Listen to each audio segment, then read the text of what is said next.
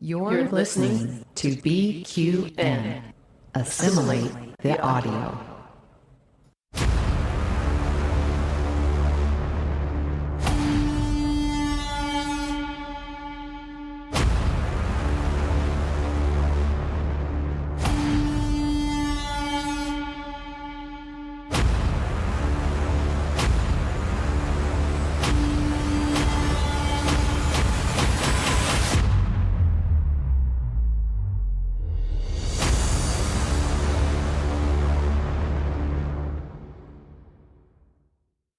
Hey there, welcome back everyone to the BQN Hive Mind presents the Prodigy panel. This is going to be part 3 of our Prodigy panel series, covering off the final 5 episodes of season 2. For the uninitiated out there, the BQN Hive Mind is our regular program where we invite our community of network patrons and hosts to come aboard to discuss whatever's happening in Trek right now. And what else is happening in Trek right now but Prodigy? It's been out for a while, but hey, everyone's probably had a chance to watch it now, so it's a good time to talk through it. If you would like to be a part of a future BQN Hive Mind broadcast, you can sign up to be a network patron over at patreon.com/BQN. I am going to bring in my 2 co-hosts today. We've got Jonathan, aka Dirk Danger, and the return of the fabulous queen of the BQN podcast network, Miss Amy Nelson. Hello, both. How are we going? Doing great. Yes, so good. Finally to catch one of these hive minds. You've been having them, and I'm like, oh, I haven't had a chance to watch, but now I did binge watch. So it's still sort of a blur, but I'm pretty happy to be here because I've seen all of Prodigy now. All right. So my first test is, Amy, do you know why my name is Dirk Danger? No, I don't. So the doctor mentions his hollow novel is The Adventures of Dirk Danger and the Doom of Loom and Doom. He's got a way with names and words. So I felt I had to take advantage of the opportunity here tonight and come as Dirk Danger. I love it. Perfect. Yes, his hollow novels made a big splash. Jonathan had to explain that to me before we went live as well, because I just assumed it was his OnlyFans name. So there you go. And we all know he has one. Oh, I just made him blush. Yeah. Oh, yeah. You figured out how I pay for the Star Trek cruise now. Oh, boy.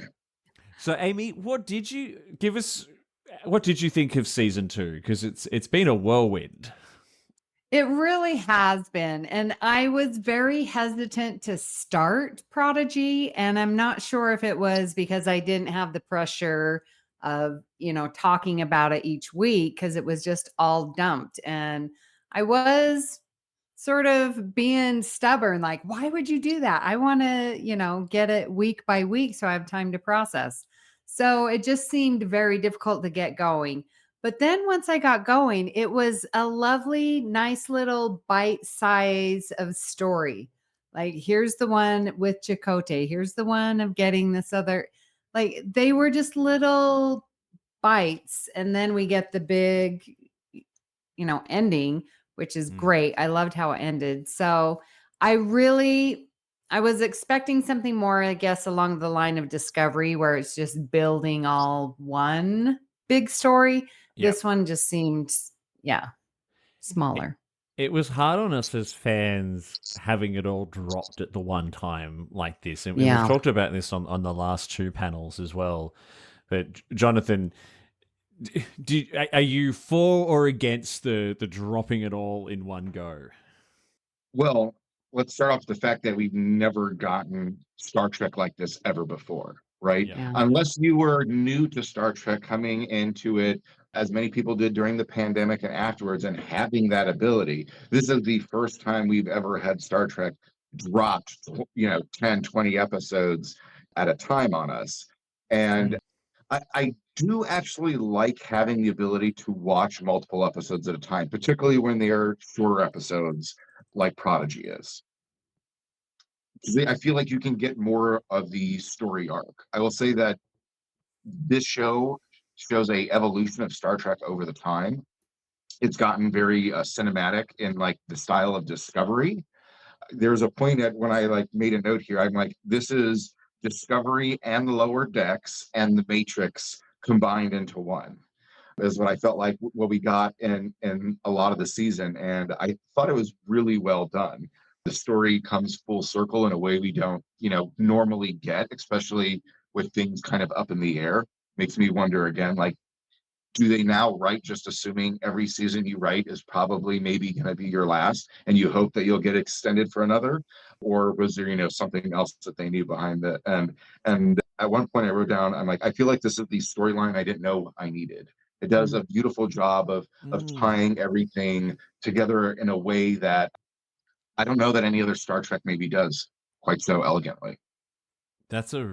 I hadn't even really kind of thought about it like that. I love that, this is the Star Trek story I did not know I needed, because it feels like almost universally the fandom is kind of united on this one. I've seen very little like hate or criticism. I think I saw someone ranting on some random Facebook group the other day, like going, I don't get it. Why does everyone like this show? Rah, rah, rah. And I'm like, but apart from that, everyone seems to love it. Amy, are you kind of picking up on that as well?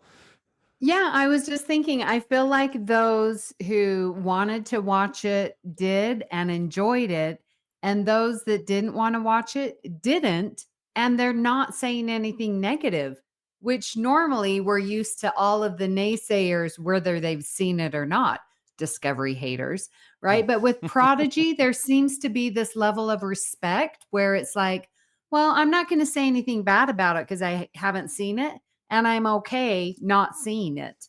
And I love that we get that choice nowadays because everything is so different where it's like, oh, you don't want to watch Prodigy? Fine. We still love you as a Star Trek fan. And I don't think we had that before. I'll say Yeah. that I tried to find critiques on Prodigy, and I could only come up with two things. One, I'm not 100% sure this is for kids.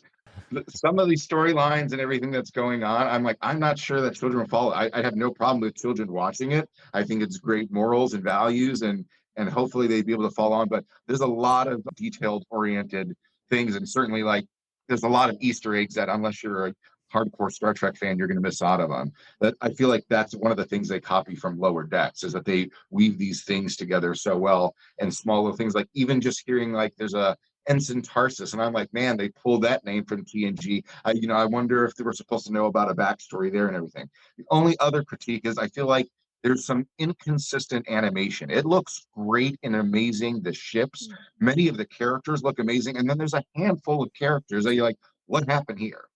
That they don't look quite the same, or they're a little inconsistent. But other folks, it's like it's amazing. Like the Doctor, I feel like they did him a little dirty. He does not look quite right. Something's off a little bit about him. But like hologram Janeway looks amazing.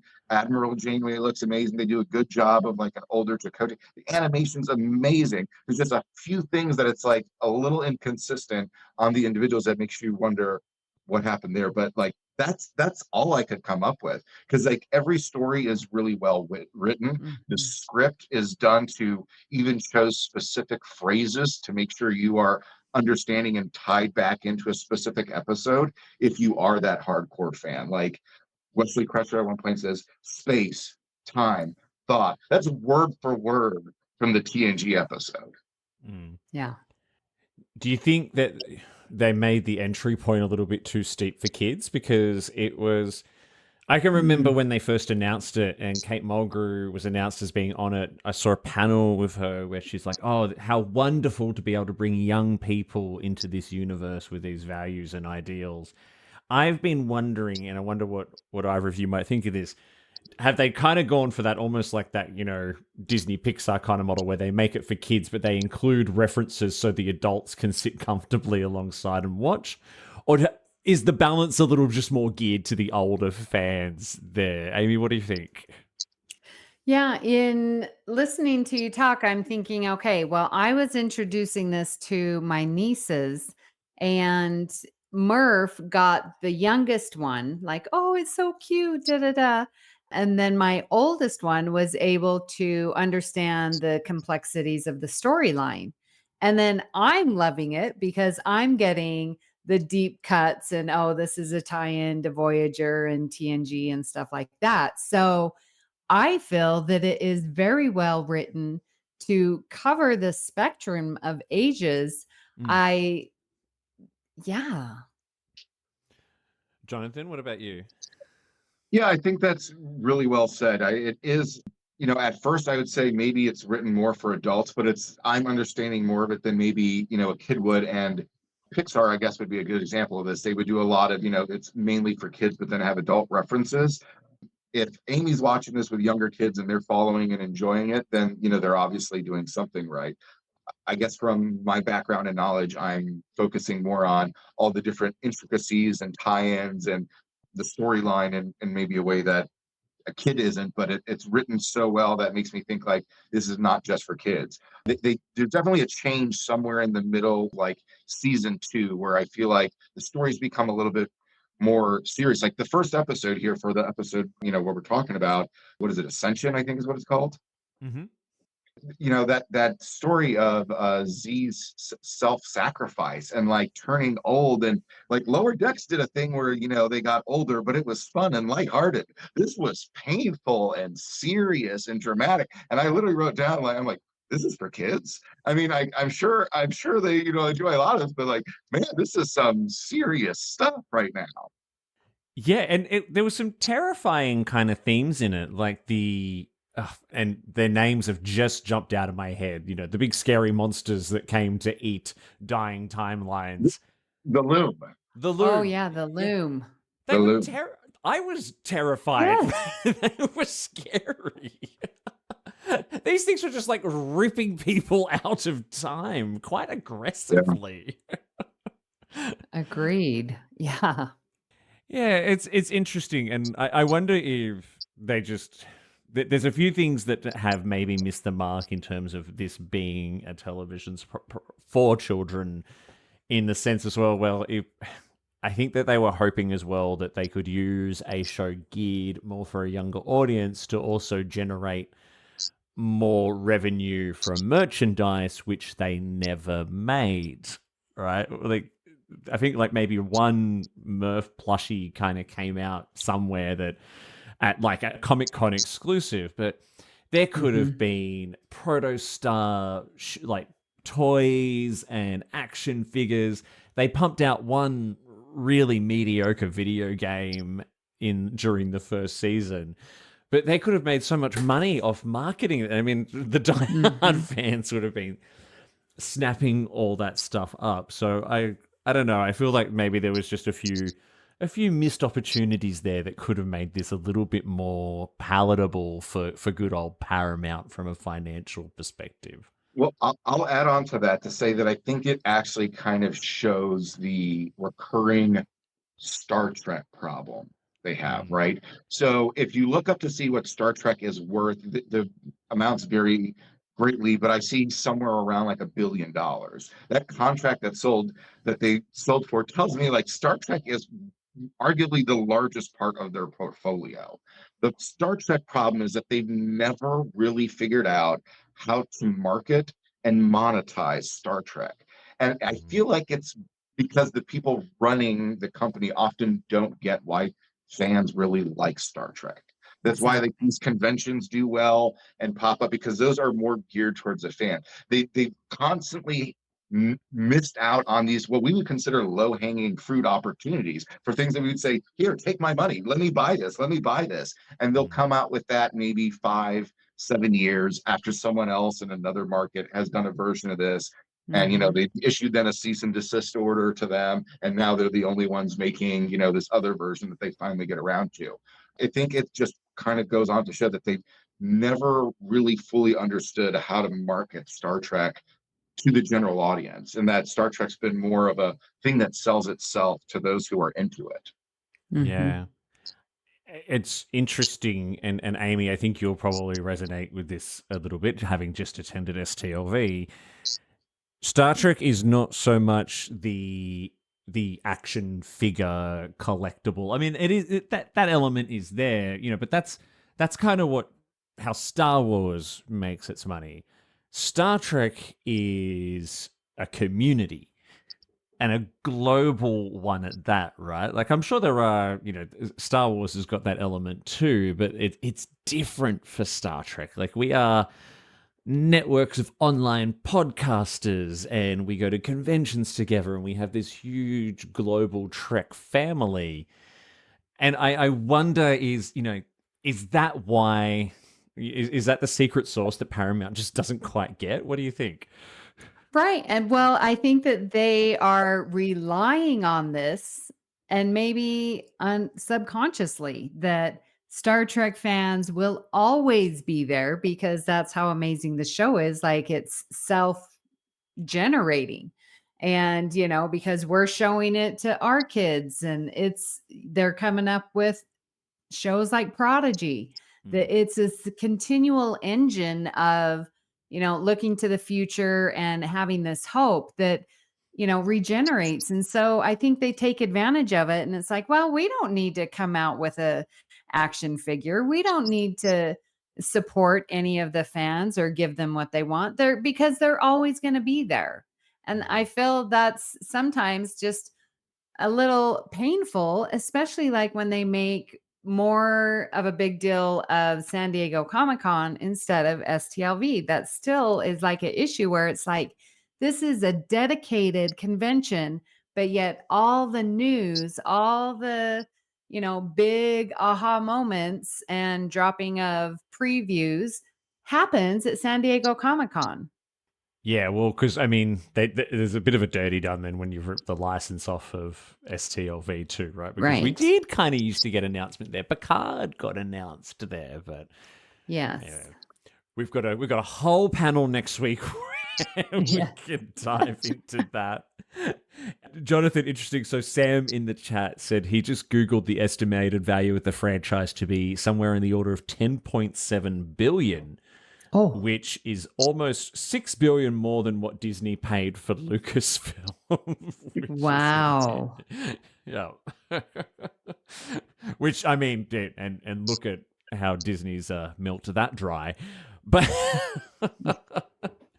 let's jump into chatting about. So we've got 5 episodes in this back half of the season, and for me, I think this is arguably probably like the whole season's great, but this was like the biggest chunk of like most exciting where I did binge because each episode just ended with me wanting to kind of watch the next one. So let's jump in. We're going to pull up. So we are starting with the second part of the 2-part Ascension. So this is episode 16.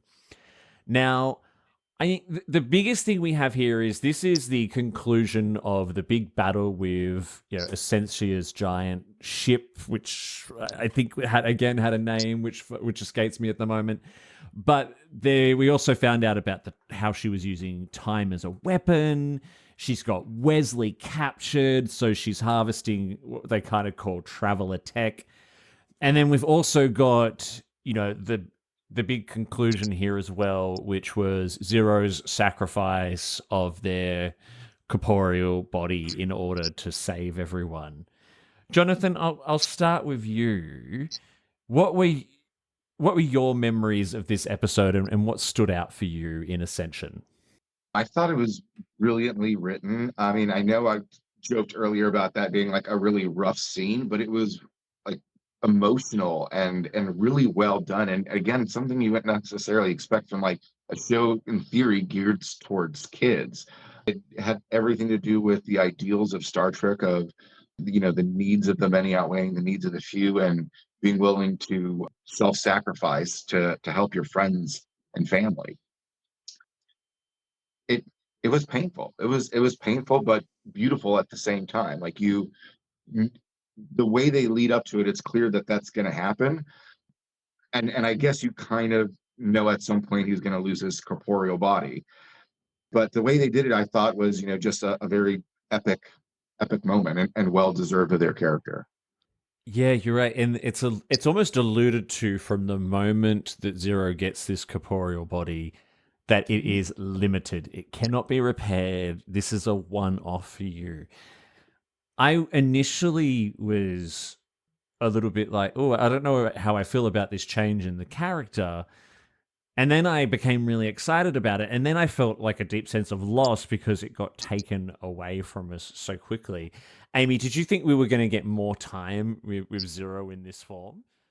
Yes. So when Zero gets this, body, I felt like because it was pretty early on that this was his sacrifice because he had a choice to stay on the planet Mm. and then he would never lose his body. So the fact that he continues on with his crew and with his team, like I felt like, oh, this is Zero's sacrifice. So when this is coming up, I'm like, wait a minute, he's already sacrificed. And now we're going to ask more of him. It just, that was very impactful for me. I felt it a lot. Yeah. Yeah, and this is another thing where it must be quite heavy hitting for that younger audience as well, because it's sacrifice and it's loss, and there's almost like a sense of like death and mortality to it in a way. And even the scene, like the screenshot we've got up for those watching on YouTube, it's painful. Like Zero is like crawling through in pain, and you know that this could very much be the end. Is this scenes like this, like we're talking about with the loom, Jonathan? Is this too confronting for the younger audience? Well, so I think this probably goes over the heads of the kids. This Right. is, I mean, I guess I'd have to do a focus group or, ask Amy when she was watching with, her family to figure out here. But I think this probably goes over the heads of the kids. But like this, I want to point out the animation as he turns older, and the voice acting is just so well done that like you feel it, and my first immediate, again, I was like, man, this is heavy. And having watched it again in preparation for this, I was reminded that Lower Decks did a version where they're going and like getting older, and like a person's leg literally like breaks and heals wrong and like rots off, and that is not painful and hurtful and as sacrificing as what we see here in Prodigy. Mm. And the amount of detail that they put into the aging, I think, is what makes it feel so real. Yeah, yeah, and good point there as well about the the voice performances. There's some top notch like vocal performances put into this as an animation, because in animation, especially in kids animation, it can be very easy to phone it in. But that's certainly not the case here. I just want to do a bit of a shout out. We've got Jim McMahon, who would normally be joining us live, is watching in the YouTube live chat, and we're getting some both Jim and also Peter from the Trek Book Club in the chat. Are just everyone's just talking about how much they loved Zero's story arc in this season. We had a couple of other interesting moments in this episode as well. A few fun little references as well, like the Boothby Starburst maneuver, which I think, Jonathan, is another one of your millions and millions of like Easter eggs that we Yes. see. Too many to count, right? I considered, I was looking, when I was doing the research and putting together the pack for this episode, I was looking through, I think it was either Trek Culture or Trek Movie, and they've got, for each episode, just like almost a page of references that they found. Yeah, there's a lot in there, and that's why I feel like it's something that, again, if this is geared towards kids, they're clearly not picking up on all these small little references, but it's so well written in. You don't feel like it's ham-fisted or shoved in your face, and not jokingly, right? So like Lower Decks, I feel like has a little bit easier because they can throw out these one-liners that mention various things, but and do it in a joking fashion, where this has to be tied into the storyline. Mm. Other interesting story component from and what this introduced was, well, where is Essentia getting her power from? And again, I loved Essentia as an antagonist, just that purely like driven by this uncontrollable need to wipe out the Federation, this sense of revenge that almost nothing can satisfy, to the point where she's figured out how to capture Star Trek's version of Doctor Who and harness his power of thought as a weapon. Amy was that was epic, right? It was. And I kept thinking, okay, she's at her all time low. She can't go any further. And then she goes further. And, like I said, capturing Wesley. And like, I'm just like, no. And she just keeps going lower and lower. She was so intriguing and captivating. And the chemistry that she had with Gwen, I, I really enjoyed seeing those two go at it, with their words and everything. Yeah, Jonathan, I think that was another example of a brilliant performance. That's that scene between, or a lot of the scenes between Wesley and Essentia, right, where she thinks she's got him, right, and Will Wheaton knocks this out of the park. doesn't he Like ever? I know he's like not wanted to do acting and he's questioned his own acting ability and whatever. Like he knocked this role out of the park. He handles the Star Trek technobabble like butter, so smooth. There's a line he says in the Ouroboros episode that we'll talk about a little bit later. I literally replayed that like 20 times and tried to say it at the speed that he does, and to this day I still cannot. I cannot. And I've tried multiple times, and he makes it flow so well. But let's mention here that Wesley doesn't necessarily really get captured. He allows himself to get captured as part of the plan. That's And then and right, mentioned like, yeah. wait, so we almost all died. And he goes, well, yeah, almost is doing a lot of heavy lifting. So he's got some great, like, hilarious lines, brings some seriousness to the situation with his abilities. And like, how cool was it to get to see Wesley like use his time, space, thought powers to make weapons disappear that were ready to be fired at him. But then also adds this hilarious and levity and just makes the character like very believable. I Well, agree. what I think is believable about it is that, it seems like, oh, he's surprised, but then he uses time to be like, oh, I took care of that. And so that's how I felt he was doing it. Like, essentially she was, pulling some punches there, but he was able to handle it. And that's what I loved about them two together. He's given some great content from the writers to work with, isn't he? And anyone who follows me on the network knows that I am a huge Wesley Crusher fan. And having read Will Wheaton's book only in the last year and hearing about how painful it was for him to, well, first he left the show a little bit arrogant, a little bit young, a little bit cocky, but then hearing how painful that journey was for him over the years and having his scenes cut and from Nemesis and all that kind of stuff. And Star Trek has always been his family, though. So for him to finally come back and for the character of Wesley to get justice, right? That we're finally... I was disappointed that we didn't get to see him become a Starfleet officer, but if they were going to really lean into him as this traveler, this ultimate non-corporeal being of sorts, this was it. This was what the character needed. Yeah, Jonathan, do you feel that this was justice for Wesley?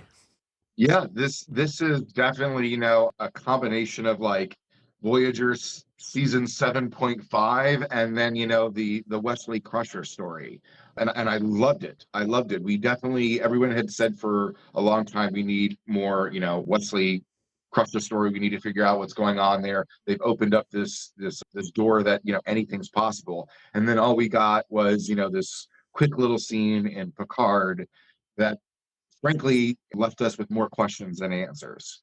And so this whole the way he gets introduced and everything that happens throughout the season, I love it. It is justice for him. I mean, like, for Janeway, her character, to be saying at one point, like, he asks, oh, well, how's my mom? Well, you should ask her, like, reach out to her, especially, knowing his abilities, like, take a moment, go see your mom. And then, like, Picard makes you think like, man, what kind of mother is the doctor there? That her family's all split up. She's hiding things behind the scene, but then you get to see here like this gives her like alleviates any of that kind of unnecessary or wrongful guilt on her because you get to see the fuller backstory when you combine it, particularly with everything we know from Picard. Mm. Well, and it makes me wonder, like when they wrote this, Wesley Crusher storyline, had they already seen that Picard was getting the send off from everyone except Wesley? Like, I don't Mm. know. I just feel like, with Picard and especially season 3, everyone got their conclusion. And you're right. With Nemesis, he got the raw deal there. Well, I think that was Alex Kurtzman. I mean, I don't know this for a fact, but that would be my guess. Alex Kurtzman essentially gets to decide which characters are allowed to be used in which series. He Mm, was the one who authorized Wesley Crusher to be used first for right. Picard, and then I'm sure it had to have given the green light to say, okay, you've got this great story for Prodigy. Go ahead, you got him, and run with it. I don't think we'll get any more Wesley Crusher going forward, which is a Right. shame because Will Wheaton kills it again. Like just plays this role like I don't think anyone else could. Mm-hmm. Totally. You mentioned the Beverly Crusher scene there as well. I don't know about anyone else, but all the way on the other side of the world here in Australia, when that happened, I heard Christos squeal from somewhere. So Yes. he was just the first person I thought of. Followers of the network, if you know our dear friend Christos, What's the Tea Bev is his show, and he is Beverly obsessed. And Yes. I've since seen him raving about it in public forums. Yes.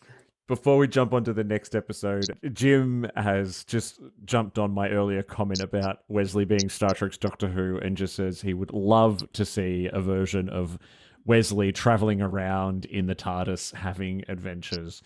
And hey, Jim, who knows? We got that very odd San Diego Comic-Con panel of Doctor Who and Star Trek, and they produced that very strange, what was it, that Friendship is Universal video. So hey, I know, I reckon if Russell T Davies and Kurtzman could get away with it, they would, but someone would have to sell to Paramount or someone would have to sell to Disney for that to happen. Let's move on to the next episode. So, Brink. Now, this one, it took me a little while to sort of remember what we had going on here. So we've got a covert mission taking place. We've got flashbacks revealing how Essentia captured Wesley, and he's warning her about tampering with space-time, and again, her being blinded with her need for revenge. And then we've got, so gathering intel on so basically they're trying to figure out, okay, what is this time tech that Essentia has? And there's a whole bunch of mixtures of what's going on. There's a bit of espionage. We've got a bit of slapstick humor. We've got the cloaking bubble malfunctions. I don't know if everyone remembers that. They had the weird cloaking bubbles in this episode, which was very comedic. And actually, there's something I want to touch on because there's where we've got the mixture. I think that it's moments like that where you're reminded that this is a little bit more of a children's program. Mm-hmm. But Jonathan, how do you think those moments are handled, right? Because we've got this very serious story arc and all this other stuff going on around it that's quite intense. And then you've got the wacky, zany espionage mission with the cloak that keeps malfunctioning. How do you feel they handle that balance? I think they keep it fun and playful, and I think they handle the balance really well because of that's not the only cast, right? We see really in this season. There's the kids cast, and then there's the adults, and we do see that they act differently. But then we also see that there's this great relationship and conversation that happens where they can each learn from each other. Where Chakotay's letting Dahl know that you don't always need to be the one in charge, and sometimes it's better to be the number one, to be there supporting the person that you actually believe in, as opposed to trying to take control of everything else. And then Janeway learning from the kids about sometimes you're not necessarily going to always follow the rules. I don't know that Janeway needs that reminder, but you get to see this great separation. So when they're doing these things where it's a little bit more silly, you notice it's the kid characters who are always doing that, and it's really like a handful of those kid characters that tend to be more playful or sillier, like Jankum Pog. He's not going to be the more serious one ever, but is there when you need him to be. So they all have their individual little roles where they can be more serious when they need to be, but at their core, again, they're all kids and not 100% confident. They're still in training. I mean, now we eventually will see them becoming ensigns, but they're still learning. Mm, mm. But then you've also got some. I mean, actually, I'll pick up on something you said there as well, which is how the sillier moments are coming from the kids, and I think there's some subtle reminders from time to time that our core cast are kids. Like they're teenagers. They're not, and I think they try to really sort of play on that contrast of having Janeway and her crew as the serious Starfleet adults with these kids who are just they just want to be grown-ups and be part of the adventure, but they also do wacky crazy things along the way because they don't have that same sense of sort of Starfleet duty and everything instilled in them. There's a bit Well, more... I'd like to add, if I could. Yeah, go. I think they do a really good job in, here's the realm of the kids, and then you have the storyline of, the big strategy and the adult conversations. But where I think they overlap, if we were to do a Venn diagram, is the crew doing things together, supporting themselves. I'm going to back you up. I'm going to support you. And that togetherness is where it's like, I feel like with the adults, it's like, here's all the strategy, but in the end, I'm going to be with you. And with the kids, it's like, oh, we're being fun, but in the end, I'm going to be with you. So this idea of being a crew and together bleeds through both of those genres, I guess, of this episodes, or And that sense of friendship and loyalty is really strong in this episode as well, because the new character Margelle, still the best name ever. So because of what they're doing, there's a part of the episode where it's believed that Starfleet will disavow their actions because it's a covert operation, and so Margelle resigns from Nova Squadron, which is a big point of pride for her, to join their mission too. Jonathan, it's something we haven't actually touched on. So we have Margelle was a whole new part of the scene, right? So how did you find Margelle's arc up to this point? So I think what's happened is that Star Trek writers have realized Vulcans are the perfect comedic foil for certain situations. And so that's why we saw a Vulcan character get added in Lower Decks. And I think that's why we saw a Vulcan character get added here into Prodigy, because they are really like a very easy, perfect foil for some of these great comedic moments that they're trying to put together, but also having this kind of seriousness and logical viewpoint at the same time. I thought her character, like, loved the name, obviously in an ode to Jean's wife. Her character is exactly what you expect of a Vulcan character. So starts off a little more serious, the more time spent around non-Vulcans, becomes a little bit more softer and willing to be forced out of the convention. So I'm not exactly sure which episode it is, but they're forced to fly crazy. Don't follow the book. Don't do any, alpha maneuver, delta maneuver. Do something crazy and erratic because the system knows all the various maneuvers. And so at one point, Magellan's character does a circle, and Bell's like, "Really, a circle? That's all you got?" And then, pulls off this various type maneuver that causes the two vehicles to crash into each other. So, I mean, it's kind of exactly what I expect what they would do of Vulcan characters, but I'm glad to see that they have finally figured out how to use like Vulcans in that sort of way, which we hadn't seen in other Star Treks in a more regular kind of style. Yeah, they love to play on the hard Vulcan character that softens over time and starts to display an air of humanity. Did you pick up on that as well with Majel, Amy? Yeah, I felt she was just very on the nose and very one note of this is logical, but I see what you're going with that. And it just kept hitting over and over. And then it took me out of it where it's like, okay, this is for kids. They're learning what Vulcans are. So I had to give it its grace for what it is. Mm, mm.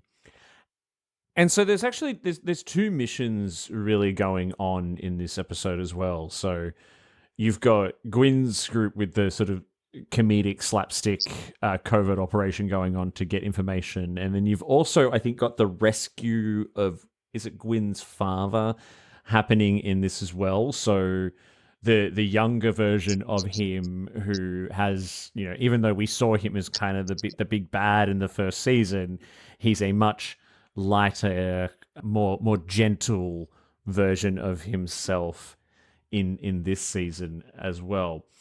But then we also sort of see what Essentia has done to Solom amongst all this silliness. When they first beam down, we actually see a population of people that's been quite subdued, and there's all this fear and this cowering and stuff going on as well. Look, I've heard a lot about sort of the Valnacut and how they're presented, but they've played a major role in the arc over these two seasons.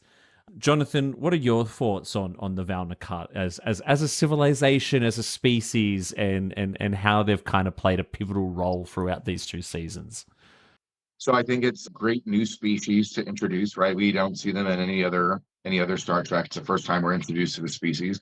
I think they make them look great. They're every character, even in the background where you're seeing, hundreds of them. I think they all looked really well designed, and like they just were top quality animation that, again, like I don't necessarily expect from children's story. So that I thought was really well done. Their history and being tied in, I like that they're essentially doing how societies can be overcome by, this nefarious character and change society and hold back progress. And so you have to, rise up and fight for freedom, kind of a classic Star Trek story of freedom. I definitely think there could be some more fleshed out of that. But when you look back on this, what they were able to do in 40 episodes, I think is quite amazing, with the amount of story, background, and new species that we get introduced to. Yeah, they've really created quite a rich lore here, which, again, there's a sense of injustice that there's been only two seasons of it, because it feels like there's a lot more to go. Amy, what are your thoughts off the back of what Jonathan said?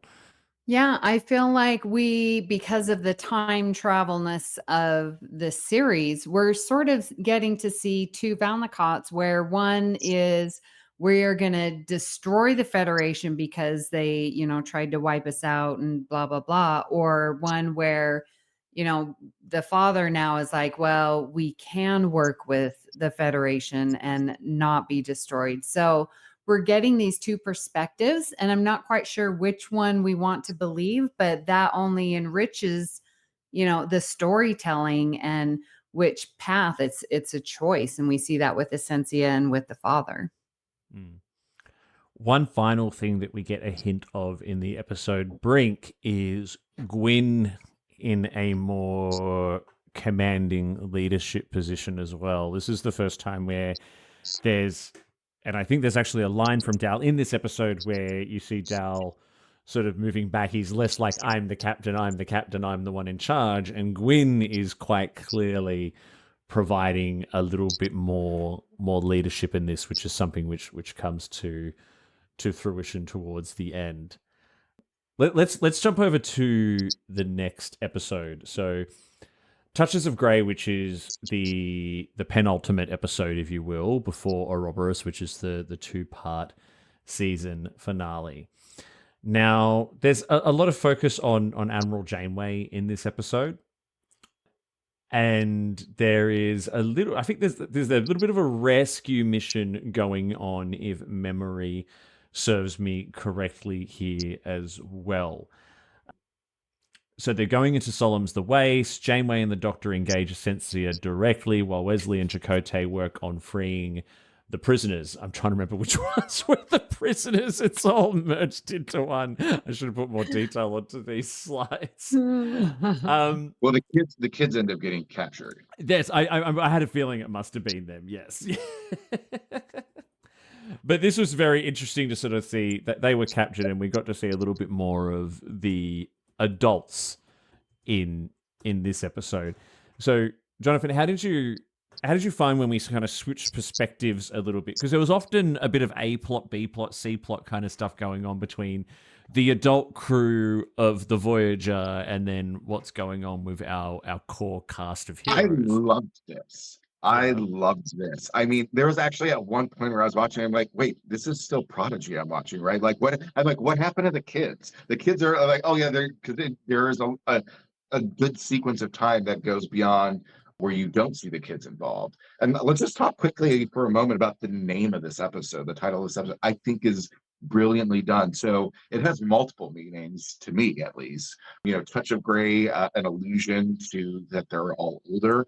Touch of gray as that, this is a gray area, murky area that they're working in, and that, they're not supposed to be involved in the Society of Solemn because they're not members of the Federation, but they're going to do what they need to do to save their crew.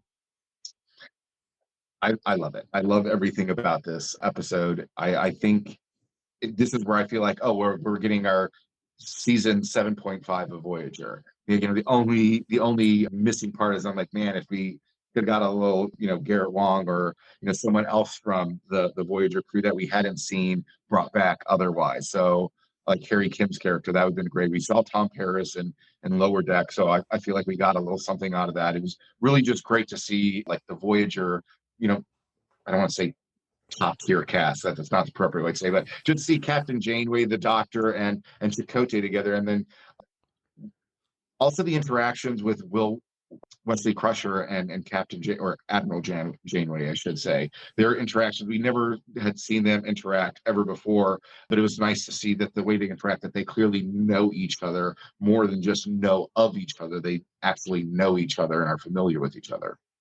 Yeah, Look, it's a fun way to kind of do a Voyager season 7.5, because I think there's a little bit here of what Patrick Stewart was talking about when he was convinced to come back and do Picard. Is like, originally he was like, oh, it doesn't have to be a reunion, right? It's all this time has passed and they live in this big galaxy. People aren't just all going to naturally like wind up accidentally crossing paths for one big adventure. But still, here you get to see, like, of course, Janeway is going to try and rescue Chakotay, and that's how Chakotay winds up there. And of course, her faithful hologram will be along for the ride. Amy, would you have liked maybe more Voyager cameos, or was it good just kind of getting this, 7.5 as Jonathan calls it with the cast members that we got? Yeah, I definitely wanted to see more. I mean, because there's a lot that we, would love to see. And I just felt like it was one step removed with, bringing in Wesley Crusher, that the point that they had in common was Beverly Crusher, so Janeway knew Beverly. And I loved that when she was talking about, Beverly to Wesley, like, it just reminded me of when they're at STLV and talking about them as friends. Like, it just seemed, I loved it. So I felt like I wanted to see more like within the first realm and not a second realm where Wesley has never met Admiral Janeway. I feel like this was setting up a possibility for a Janeway miniseries or a Janeway movie. I know Kate Mulgrew is willing to do, additional Star Trek, but only if it holds the Janeway character up to a certain standard. She says it has to be meaningful, and it can't just be the same old, but it has to be something that would make sense for the Janeway character. Clearly, there's many paths for that. Obviously, I want more than less, so I would love to see, a series or a mini series. But it wouldn't surprise me if maybe what we can get out of this is a movie like we're going to get for Section 31.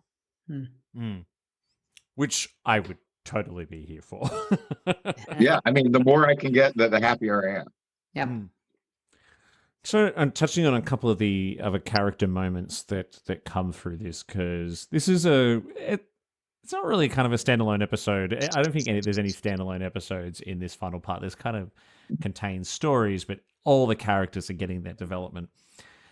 Something that I just picked up on through reading a few articles while you were talking is that Essentia is really being dug deep into this. Well, there's no redemption for you because you're clearly past that.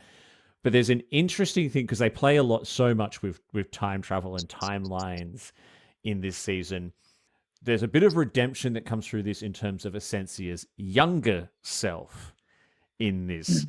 Jonathan, how did you find that as a different way to kind of play on the classic redemption arc of the bad? Because Star Trek often likes to sort of say, hey, no one's really bad. They're just a sum of their experiences. So how did you find that as a way I'm of doing it? glad they didn't do that fully in this one. I like the way that they approached it. I mean, as you may recall when I was talking about Maul's character in Discovery, that clearly she could be saved and redeemed. I hated that. So I love here it's like that this character is not redeemable. She's past the point of redemption, and that the only point that is fact redeemable is literally her past before she was past the point of redemption. So I thought they handled that well, trying to keep true to the Star Trek story of that, like, no one is truly evil. Everyone has good and bad. And I thought they actually did that really well with Iltheron's character, right? Season one, he's this horrible, mean, terrible person, where here in season two, he's a political prisoner that's trying to save his society and get him to work with the Federation. Yeah, there's an interesting point there is, I guess, maybe it's that no one really kind of starts out evil or bad. And that was what I was saying before. Star Trek likes to sort of play on that whole people are a sum of their experiences. Amy, how did you find that kind of play on older self, younger self? Because we see that from two angles, as Jonathan was just saying, with both Iltheron and Essentia. Well, yeah, and that's sort of that balance between, learning about this now species. Like we get to see them, okay, one path, they are, going to kill every federation and they're to blame for all of our woes and this revenge society, or we can see this. And so that balance between good and evil not only happens in the time telling story, but then in the characters of Essentia and, the father. And I think it's just so, like, when you look at that and the parallels that they've written in the storyline, it's amazing writing. Absolutely. Couple of tidbits for this episode as well, which I've just pulled up in front of me. So this is the birth of Dirk Danger in this episode as well, by the way. So this is where the Doctor considers the title of his new holo novel as Mission Assignment Solemn, The Adventures of Dirk Danger, and the Dome of Loom and Doom. And this is something I just picked up on, and there's a picture of it here that I'm just looking at. In a franchise first, we see Janeway typing a captain's log. Does anyone remember seeing that? What? No. Yeah, apparently Is it on a clear pad? it is. So I'll have to grab the screenshot up and send it around. But actually, you know what?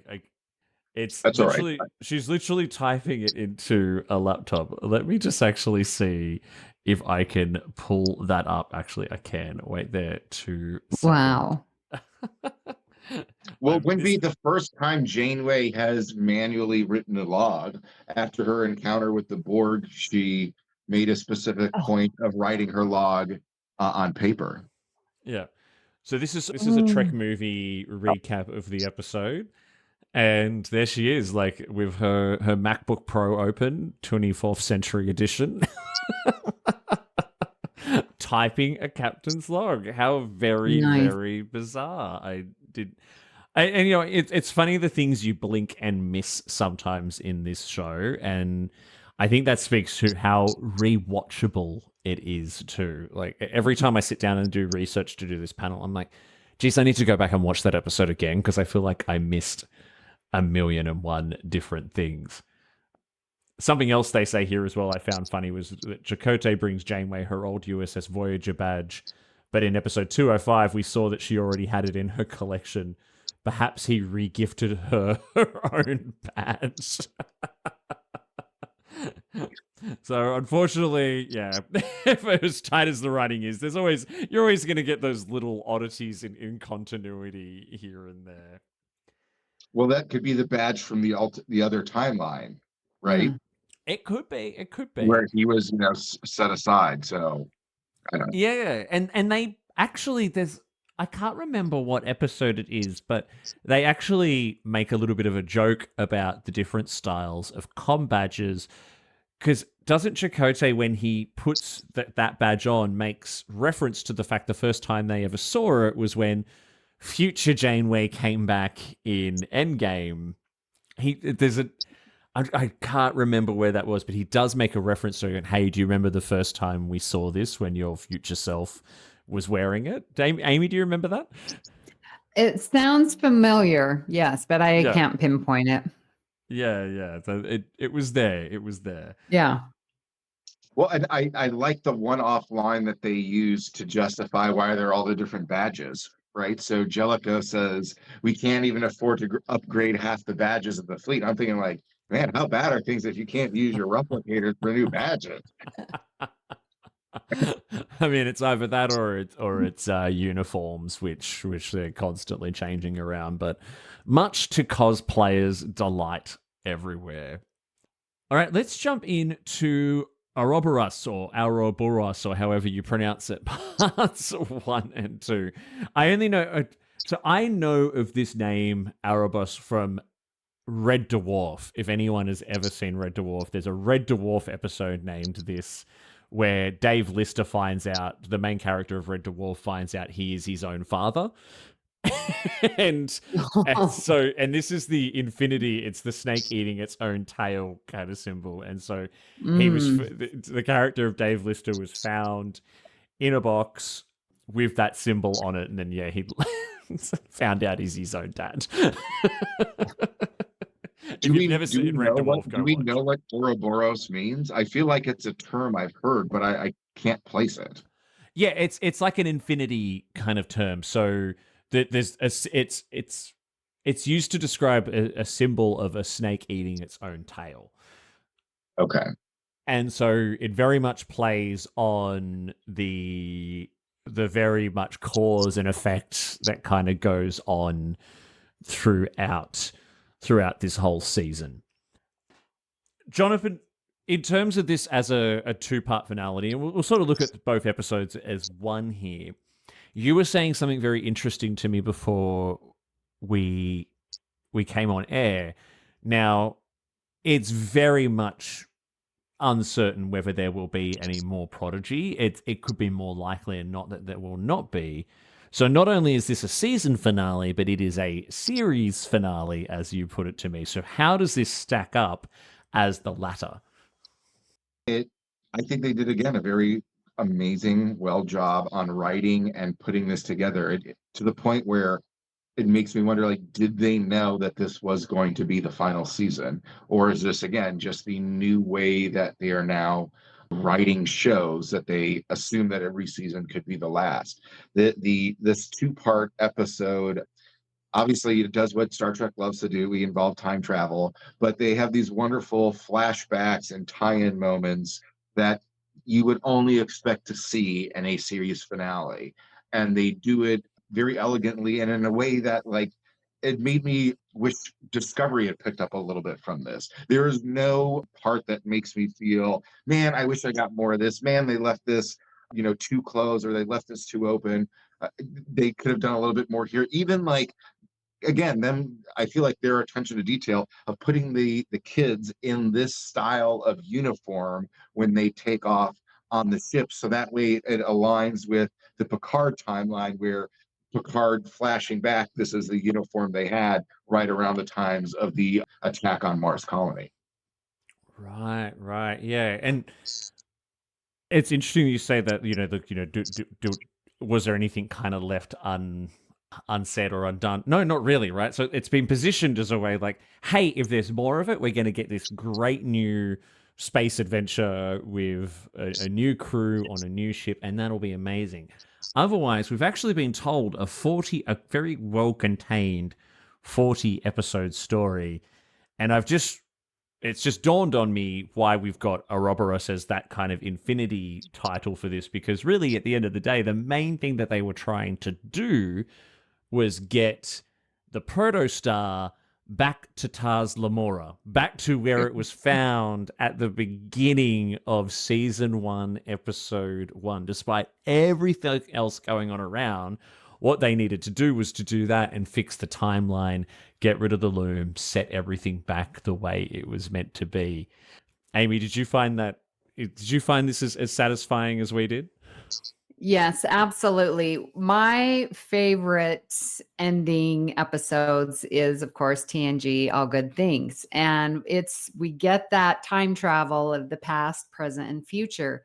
And Prodigy does this so well because we've been talking about the past and getting Chakotay, and then we went to the future, and we've got all of these timelines that season 2 has brought us into, and where we are concerned about where Essentia is, where the father is, where is Gwyn, which time is she in. Like, we care about each of these time periods and how they are so expertly woven together to come to the one prime timeline, as we like to call it, was so well done. And we got to flash back and remember everything from before because of the jumps in the timeline, which is the best way to have a series or season finale, is you remember where you were and now where you've come to. And it's so brilliantly woven together. Like, even you've got Wesley's there all along reminding us that this is a plan, and then our minds are really blown by the fact that actually it was never Chakotay who sent the protostar back to Tars Lamora. Mhm. It was these characters, and it was always these characters, right? So I'm speaking to any Red Dwarf fans out there still. This is Dave Lister becoming his own dad all over again. Amy, Jonathan, if you haven't watched it, go watch it. It's great. But then you've got all these big action set pieces happening around this very satisfying conclusion to the story. Like, at the beginning, you know, Essentia is doubling down because the Valnacut have turned against her. So she starts firing off this wormhole weapon left, right, and center.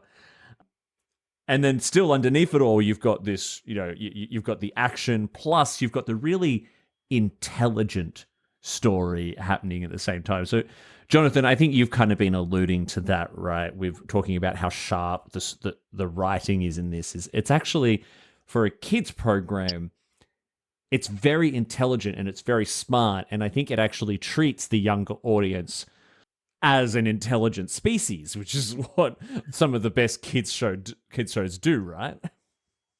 Absolutely. And what I really like what they do here with the ending is there's that false ending, right?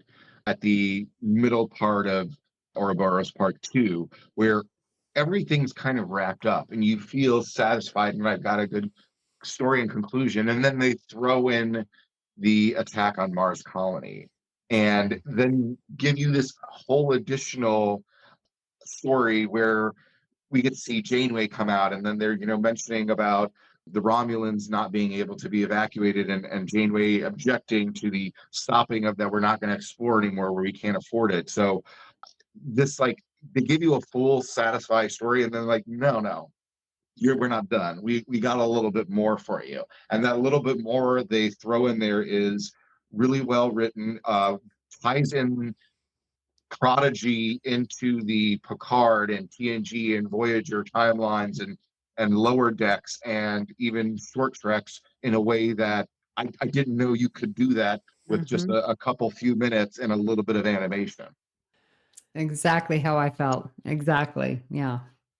I was so shocked by that inclusion of the Children of Mars kind of tie in, right at the end. I'm like, wait, hang on, they're showing. I'm like, wow, it's the terrorist attack, the terrorist attack on Mars. We're actually getting to see that, and this is where you even get some what Star Trek does incredibly well, which is a bit of that kind of current social political commentary where you see, hey, this has happened, and then Starfleet kind of pulls back on all its good. It's not reaching out into the stars anymore, becoming a little bit more insular, a little bit more, nationalistic, if you will.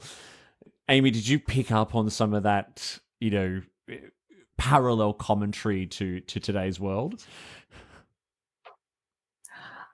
No, I didn't, but now I am seeing it now as you are describing it.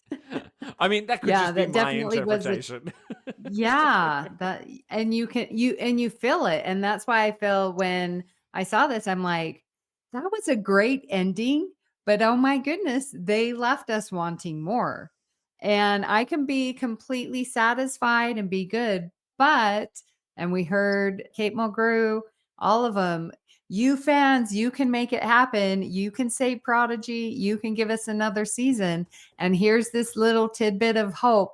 Can we fans make a season 3 of Prodigy? That's where we're at with that last little bit.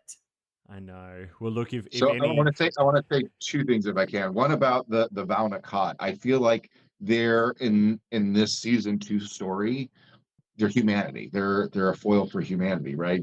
I think the ultimate storyline is with good leaders who are open to new ideas and progress, your society can thrive and be free and progress. With leaders who are hell-bent on revenge and being insular, your society will be suppressed, less advanced, and just dark. And this is the story that they're trying to, tell us, that Star Trek is always trying to tell us, like, pick good leaders, go in the right direction, move towards progress.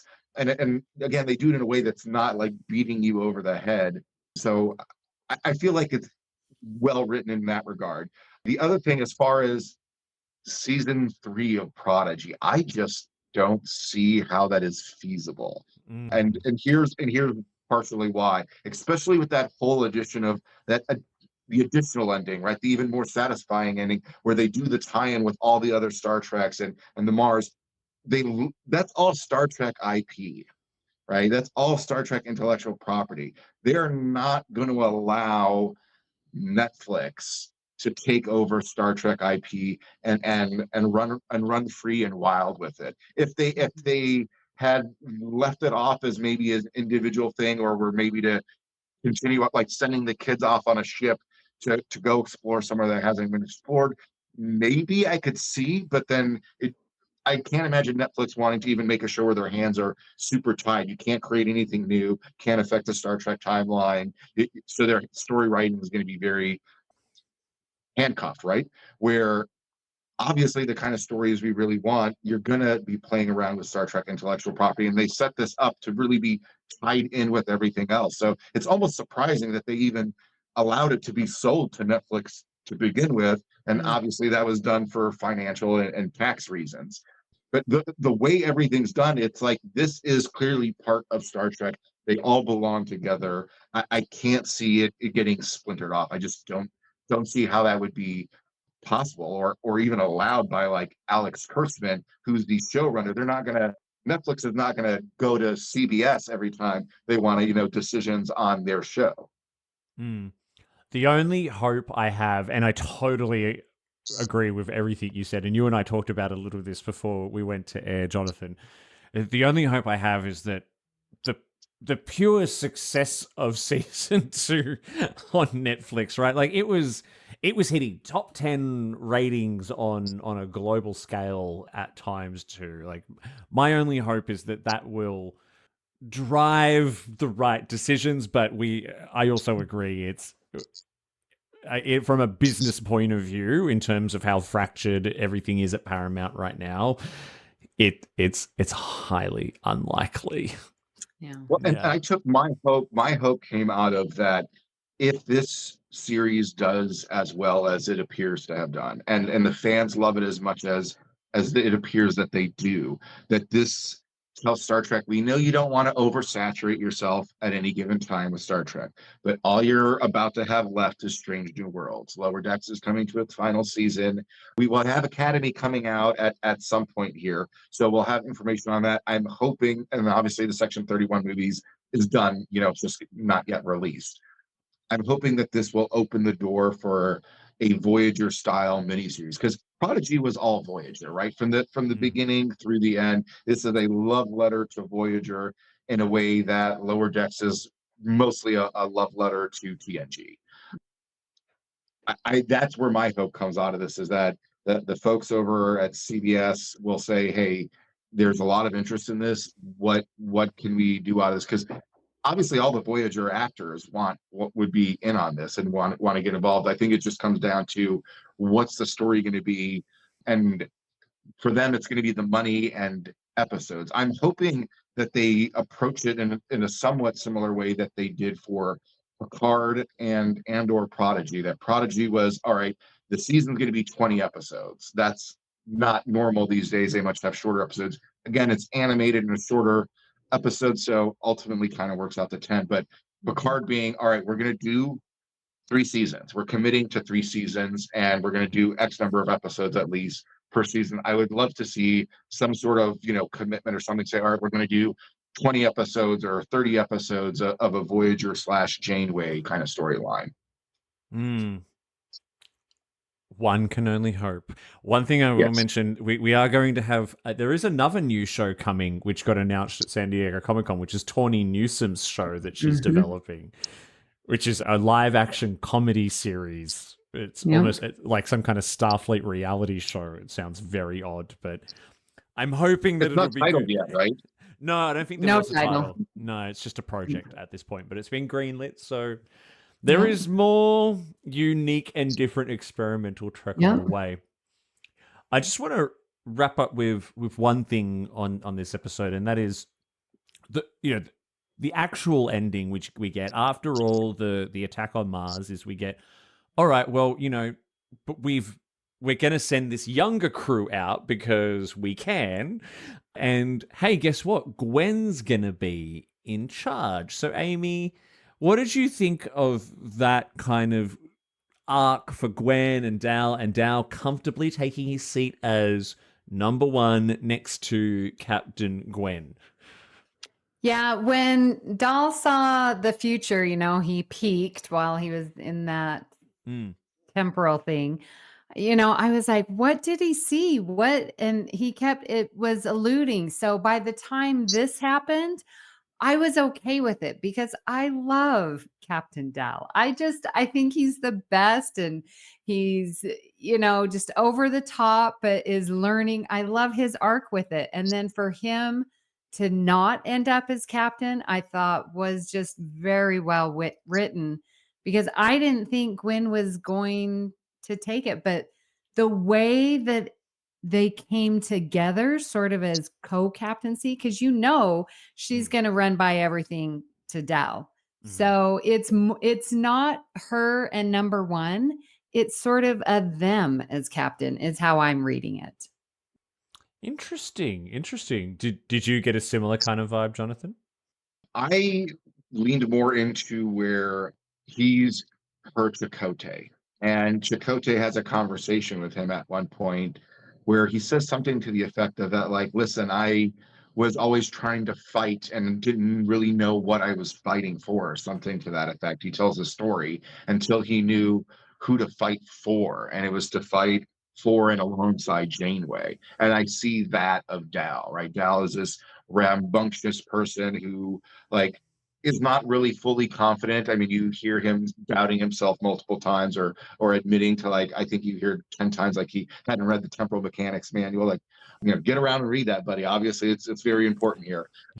But yeah, I took him more as like the Chakotay to Janeway. So he's, there's definitely this co-conversation going on, but there was also that with Chakotay and Janeway. So, like, Gwen is the more analytic, thinking ahead kind of person. Obviously, she's thrust in this position, but it's alluded to that multiple times, even earlier, where she makes the decision to split everybody up so that way we won't leave anyone behind. And that ultimately ended up being like not the right decision, but they made it through it by working together.